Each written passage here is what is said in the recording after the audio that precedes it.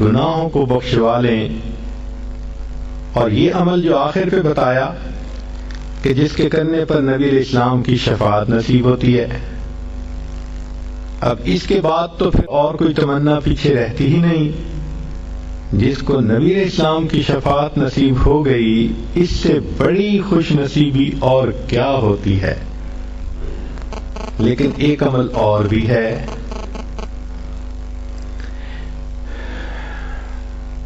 آپ حیران ہوں گی کہ نبی علیہ السلام کی شفاعت ملنے کے بعد پھر کون سا عمل رہ گیا پیچھے. مزہ تو ہے کہ آپ کے ذمے لگائیں کہ اس کو حدیثوں سے ڈھونڈو, پھر آپ کو سمجھ لگ جائے گی کہ اس کو ڈھونڈنا بھی کتنا کام ہے. لیکن چلیں, آپ دور قریب سے چل کے یہاں آ گئی ہیں, اور عورت جب آتی ہے تو دنیا دار لوگ بھی اس کا اکرام اور احترام کرتے ہیں. لہذا ہم بھی آپ کا احترام کرتے ہیں اور آپ کو وہ عمل بتا دیتے ہیں. سنیے اور دل کے کانوں سے سنیے. نبی علیہ السلام کی یہ حدیث مبارکہ ہے جس کو منذر رضی اللہ عنہ نے روایت کیا. یہ صحابی ہیں, اور یہ حدیث مبارکہ طبرانی شریف میں بھی ہے, مجموع الزوائد میں بھی. ایک دعا ہے, رضیت باللہ ربا وبالاسلام دینا وبمحمد نبیا. اس کو یاد کر لیں اور اس کو صبح کے وقت, فجر کے وقت 3 مرتبہ پڑھ لیا کریں. اس پر اجر کیا ملے گا؟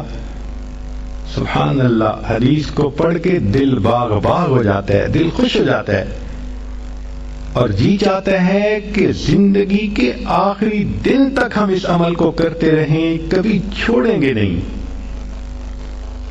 کیا اجر ملا؟